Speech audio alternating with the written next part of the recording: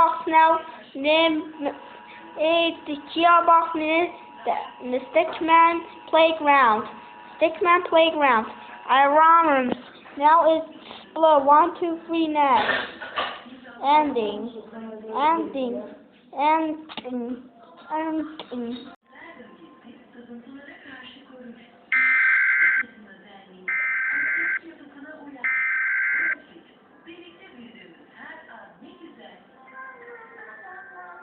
This is it's iron right now. Is it 16 slow?